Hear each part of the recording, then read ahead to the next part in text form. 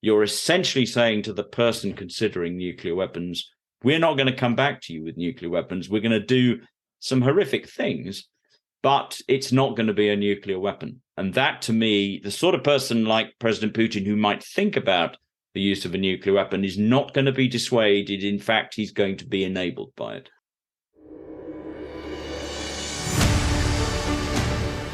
Hi, everyone, and welcome to this edition of Backstory on the threat of nuclear war. It's not so far-fetched, it should be. But the threats have been made by Russian leaders, including President Putin, as the war in Ukraine has not gone his way. Russia has about 6,000 nuclear weapons, some of them mounted on long-range ballistic missiles. But others are called tactical weapons that could be deployed in the Ukrainian battle space.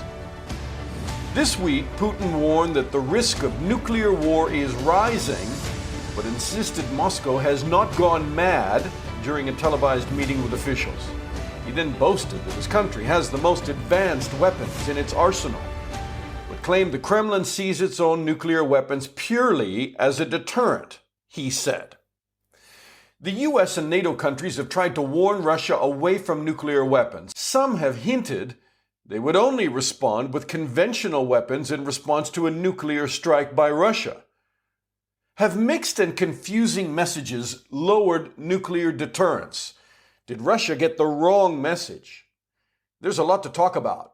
And our guest this week is one of the best experts on nuclear risks, because calculating nuclear dangers and readying response if an impossible decision had to be made to launch nuclear weapons was part of his job in the United Kingdom's Ministry of Defense.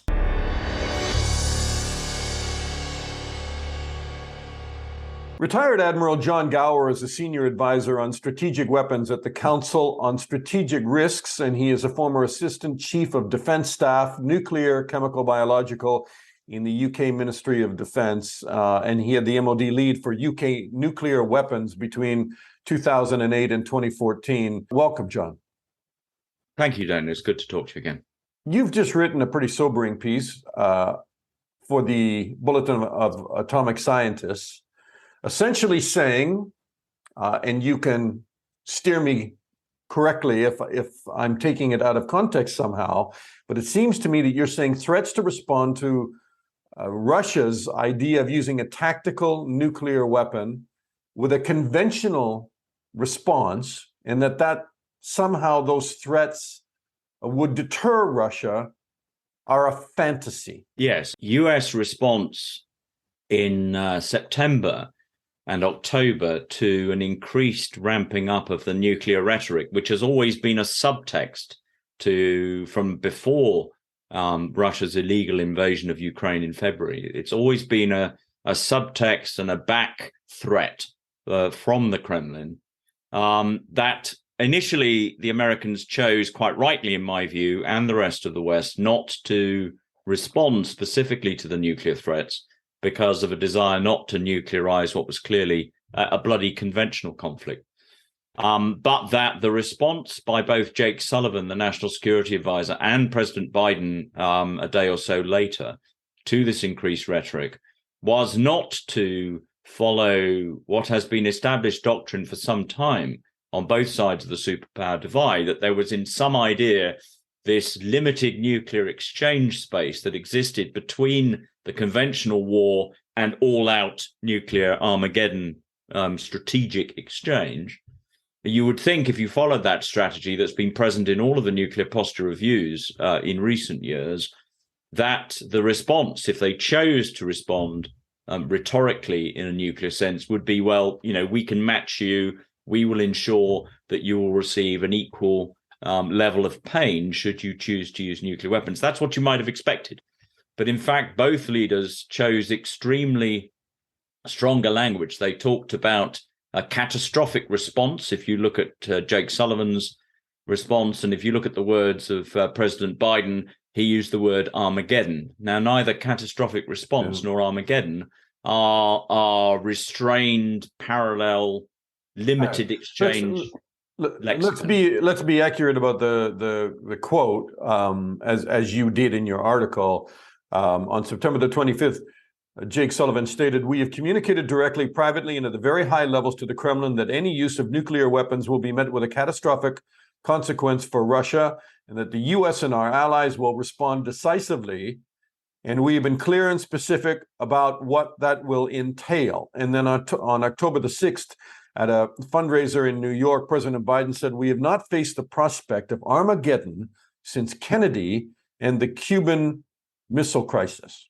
So Yes.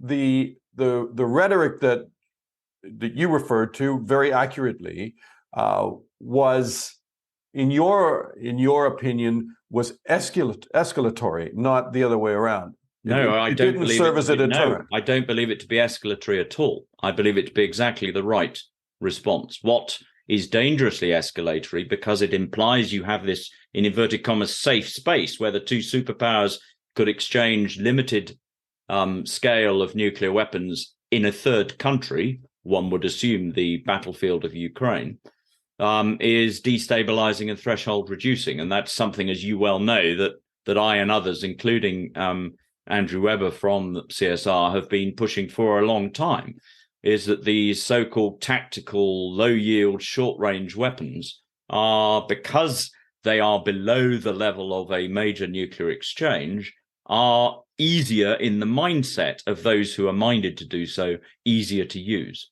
Now, in the past, as I have said, the US has maintained within its triad a level of these weapons, both air-launched and initially some time ago sea-launched, and the Trump administration's NPR indicated a desire to replace the submarine-launched cruise missile, which had been retired firstly by the Clinton administration and then finally abandoned by, they've been retired into storage by the Clinton administration, then finally abandoned by the Obama administration. These are weapons designed solely to be used at this theoretically low, limited exchange level. And what I'm saying is that to have responded in that doctrinal sense that will match you, giving an idea that the two superpowers could somehow control this limited nuclear exchange, which I believe also to be a fallacy. Actually, to say no, what you would receive if you took this conflict from its conventional level to the nuclear level, is that's not just a minor escalation, that's a major paradigm shift, and you would receive a catastrophic or Armageddon level response. And what that will have done, I am absolutely certain, is to make it clear in the Kremlin that his personal survival would be placed in balance if he made this ridiculously stupid decision to do that. Okay, now you're saying up the ante. I'm saying that ante has never been lowered, but it has been muddied and declarified. It has been made more contentious by having this mixed message that, on the one hand, nuclear weapons are so bad that you could never win such a war and should never be fought, as said by Reagan, Gorbachev, and reiterated actually just before, in realistic terms, by Biden and Putin. That on the one hand, this is an absolutely unthinkable thing, and yet while maintaining these capabilities that exist solely to fight nuclear war at a limited level. And this belief that you can do that and you can cap that escalation so that you don't go up into the strategic response. And okay, but what got us here, if I think about this correctly, is that the U.S. and NATO have said they are not coming into direct conflict with Russia in Ukraine because it is not a NATO country. They will support them. They will train them. They will supply arms to them so that they can be a sovereign nation. But they won't come into. They will not protect them with any kind of umbrella, including a nuclear umbrella. So it would have been irresponsible, surely, for President Biden or anyone in his administration to threaten Russia that if they used a nuclear weapon, a tactical nuclear weapon, which is just a, for people that don't understand the differences in nuclear weapons, one is a ballistic missile that goes a very long distance, and a tactical weapon can be a smaller yield weapon, which goes a shorter distance and can be launched into a battlefield like Ukraine, potentially. That if they had if they had raised the specter of a nuclear threat against Russia, even though Russia was threatening first a possible tactical nuclear use in Ukraine, everybody would have said that was highly irresponsible by the U.S. administration. Well, what had clearly changed between the February veiled threats by President Putin and Foreign Minister Lavrov that the response that the Russians would wreak on a NATO that interfered in their peacekeeping action. I forget the exact oxymoron that the Russians used to... Special operation, yeah. Illegal evasion of a sovereign nation. That they alluded to the level of destruction that could only be interpreted or could not be discounted to include nuclear weapons. Yes, and I agree. And just to support you on that, President Putin himself has said that, we're not bluffing, quote unquote, and he said, they'll use everything at their disposal. Yeah, it is clear that by September, the messaging that was coming out of Russia and the intelligence assessment, to which I am not privy, but the intelligence assessment was that this was no longer a generic bluff-related threat, that there were specific indicators that Russia had moved to consider this much more realistically.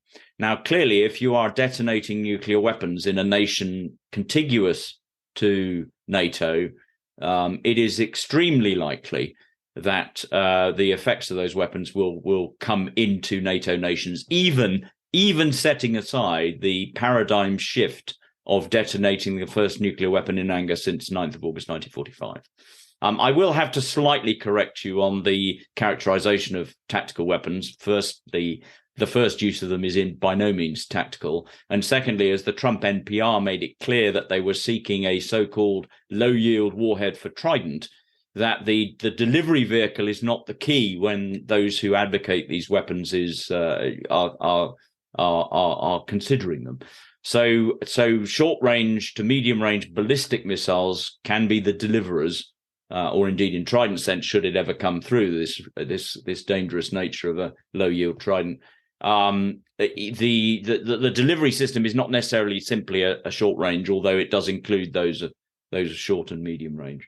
But I think what was clearly had changed. Sorry, since you waded into that water, will you make it clear for people who are not nuclear weapons experts, then how would you define a tactical weapon as opposed to... Well, I mean, in my judgment, there's no such thing as a tactical weapon.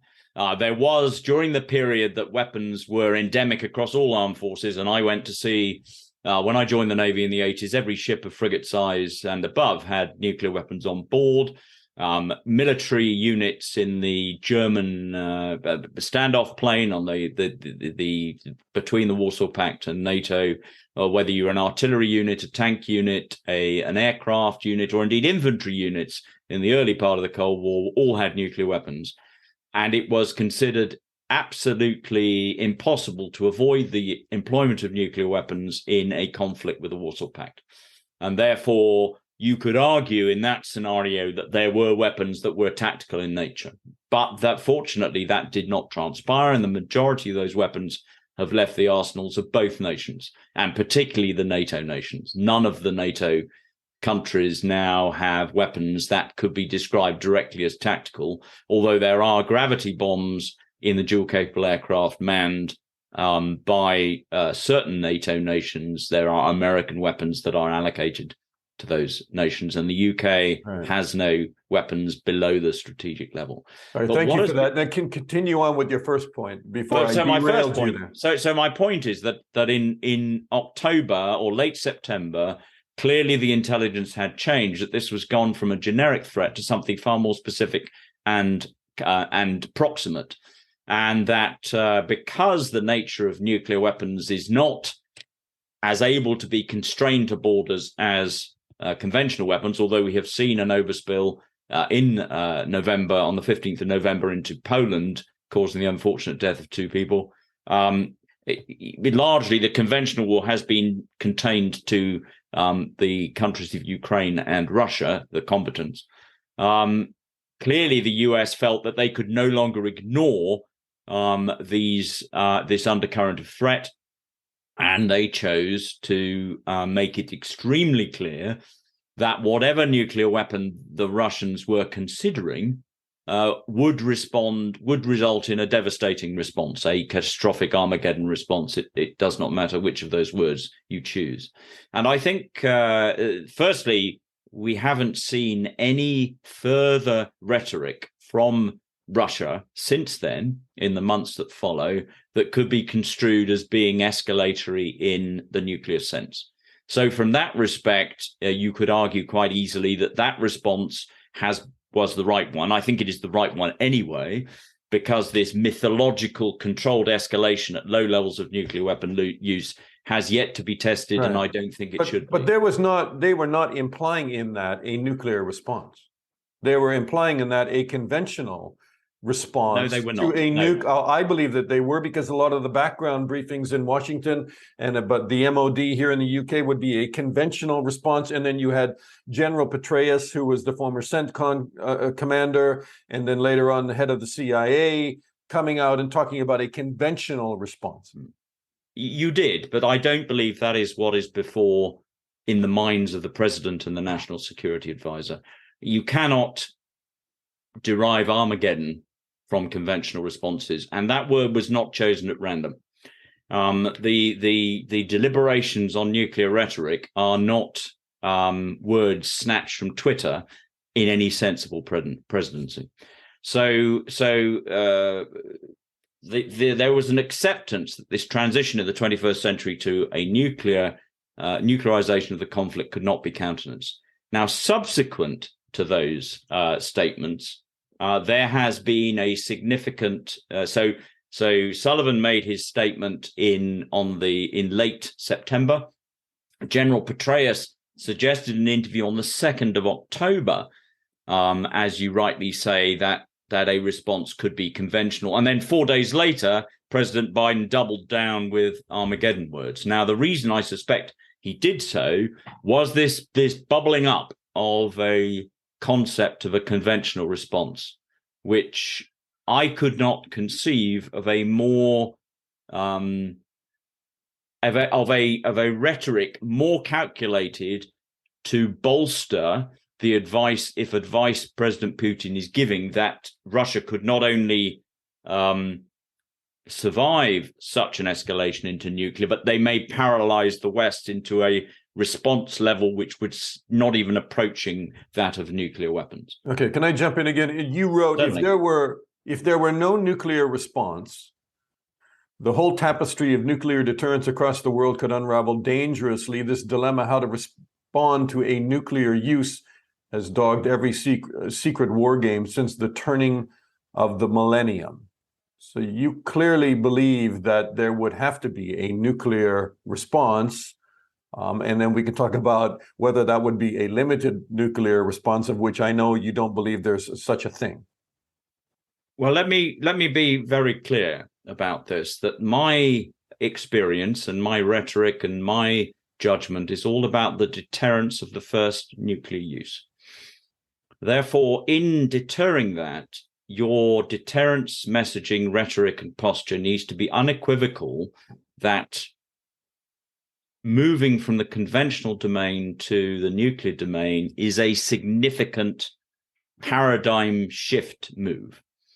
And the problem with the limited exchange concept is that you have moved from this being paradigm to being an escalation of relatively controllable in your mindset. As I said to politicians that I briefed when I was in the Ministry of Defense and responsible for the military input into the nuclear policy of the United Kingdom, I did not focus on what the response actually would be. Firstly, because it's largely it's an angels on the head of the pin, because no one's been in that position before, and the politicians will make the decision. And it may be they choose to do nothing. If you'll recall that the UK has a last resort letter concept, where the SSBNs have a letter written by the incumbent Prime Minister, although I suspect Prime Minister Truss's letter never got to all of the SSBNs in the time that she was briefly Prime Minister, because one of them was probably on patrol before she became Prime Minister and was still on patrol when she resigned. But most Prime Ministers managed to get a letter onto each of the SSBNs, and in that it has to forecast what response the SSBN CO would do in the event that the CO judged that the UK had been destroyed to the point that there was no decision-making capability left in London. And so there is always a range of responses available to the Prime Minister. And what is that? Would you share what that is? No, because I was never privy to it. My role in that was simply to make sure that the envelope got to the SSBN and that it existed, and that the criteria that the CO had to go through before he or she was empowered to open that envelope was long and considerate. But the only person who knew what was in that envelope was the sitting Prime Minister. The envelopes that come back are shredded without opening, and they're sealed by the Prime Minister before they go out. But my point in raising that is that there is always a range of responses to the Prime Minister, or President. But that if you were to say, as some Prime Ministers have said since they left, I would never have responded, then that is not helpful to deterrence. So you do not say that. You do not say what your response is. That is where the ambiguity comes in. But you do need to make it clear that the response could include a devastating and catastrophic response, because that is what deters. Okay, so when you're talking about this ambiguity, you write that clear blue water needs to be reestablished and maintained between conventional conflict and any nuclear weapon attack. You're saying clear blue water in the sense that it's quite muddy water, and in one side or the other, understanding what the other might do. Well, I think it is only muddy when you're considering this at the level, and I argue that you shouldn't be considering nuclear weapons with the same mindset that you consider warfare. So you consider war, when you look at war, whether you're a politician or a military officer, you look at war at a series of risk balances. Do I engage in this attack, or do I do this invasion? What is my chance of winning? What is my troop loss? What's the consequences of what I do? And you supposedly layer on top of that the law of armed conflict. I won't target civilians. I won't target nuclear power stations.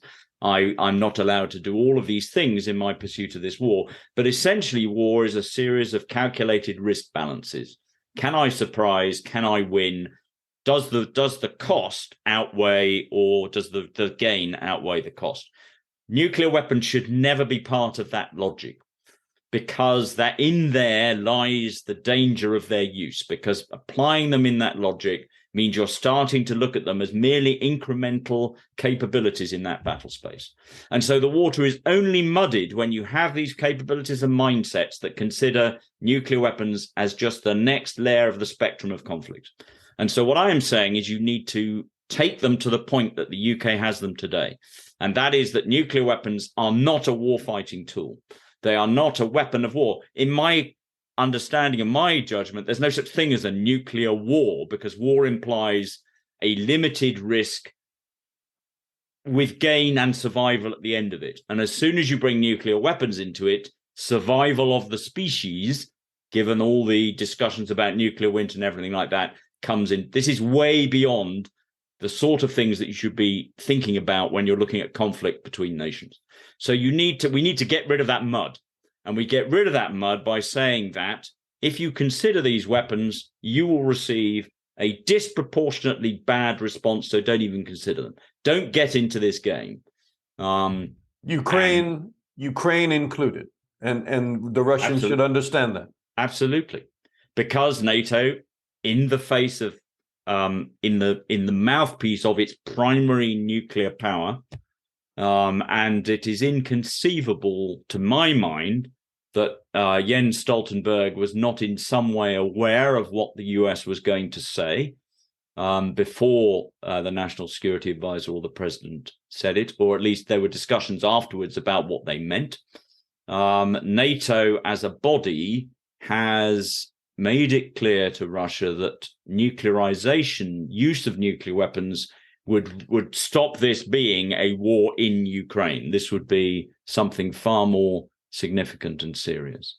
And the problem with saying, as General Petraeus said before clarification perhaps was offered by the president, the problem with saying that a conventional response is what is needed is that you cannot, the whole point about having nuclear deterrence is you cannot conceive of a conventional response that delivers the psychological and realistic concentration of force and shock that a nuclear weapon detonation generates. And so when you're looking at this gain-loss equation, because that's what essentially you're trying to do, and particularly if you say in advance that that is what your response is doing, you're essentially saying to the person considering nuclear weapons, we're not going to come back to you with nuclear weapons. We're going to do some horrific things, but it's not going to be a nuclear weapon. And that, to me, the sort of person like President Putin who might think about the use of a nuclear weapon is not going to be dissuaded. In fact, he's going to be enabled by it.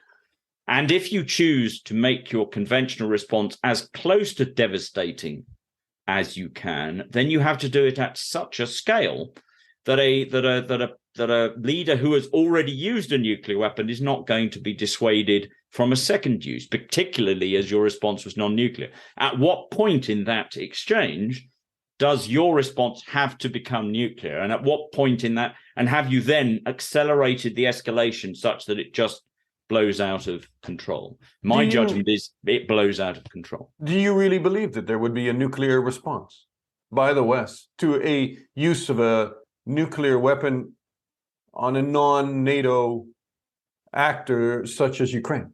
I believe that it is a very strong possibility. One could say perhaps almost a probability. I think it is extremely challenging to try and apply the mindset and the discussion before a nuclear weapon has gone off. We've never been in this situation, to the situation where a nuclear weapon has gone off. And those news outlets and internet capabilities that are not fried by the electromagnetic pulse from that weapon will be, I mean, if you think current news response is 24/7 and focused and strident, my belief is wait and see, because the calls for a nuclear response will be strong, from every corner of the we've had calls for responses, more direct responses at the conventional level. Can you imagine what they would be like after a nuclear weapon had gone off? But I reiterate, my point is that I'm not focused on what the response is. I'm focused on messaging that the response would be significant for the continued ability of Vladimir Putin to rule Russia. That is what is at the core of his mindset throughout all of this. It's about maintaining power and control and reestablishing Russia in his mind, perhaps as Soviet Union .2. And I think those that say that a devastating response is not credible, I say to them, it doesn't matter that what is the point that matters is not that the adversary needs to be sure that you would do that, but that he must be sure that you would not before he launches his attack. And the problem with articulating a conventional response is it bolsters the sure that you would not. He already believes the West to be weak, divided, and unable to consider the strength of response to him. Already he considers that. And if you articulate your response in conventional terms, you are bolstering that part of his advice team that are saying the West would crumble were you to do this. How do you read the fact that Russia failed to show up at the START nuclear verification reduction talks this month? That they were simply a no-show, and then there were statements inside of Russia, I believe, from the foreign ministry that said they're not going to sit with the U.S. while the U.S. continues to supply arms to Ukraine. They're not going to discuss nuclear reduction or controls. That's not a good situation.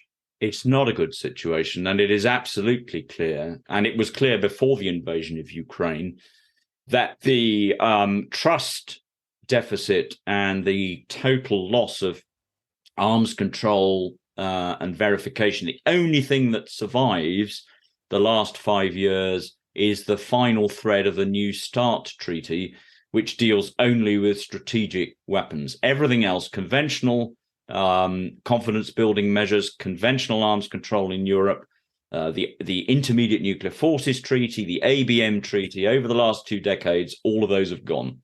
And there is zero trust between both sides of the domain. And you go back to a little bit further back to the review conference of the Nuclear Non-Proliferation Treaty, which was delayed by the COVID pandemic.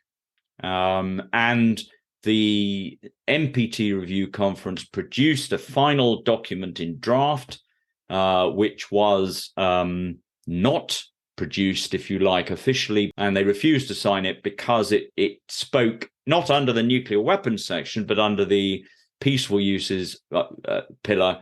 It spoke negatively about the Russian shelling and attacks on the Zaporizhzhia nuclear power plant in the disputed area of Ukraine where the battle has been going on.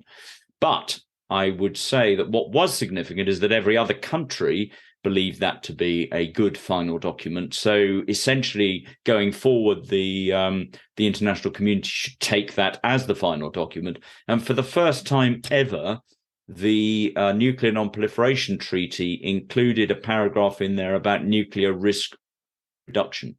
It's never done so before because the non-nuclear weapon states have said we object in principle to countries owning nuclear weapons. So we will not discuss about reducing the risk. We will only talk about Article 6 and the removal of nuclear weapons. But the trust deficit, the danger is such that even these countries, while retaining their vehement opposition to nuclear weapons per se, were content for the first time ever in the 50 plus years of the treaty to sign up to nuclear risk reduction. Largely that surrounds rhetoric and capabilities, and particularly weapons that could be deemed to be tactical, the sort of weapons that no doubt Putin had in mind when he made his comments and his veiled threats. And so the situation has got to such a parlous state in terms of trust that it is not good enough now simply to wait for this trust to regain itself, because the threat is more immediate than that.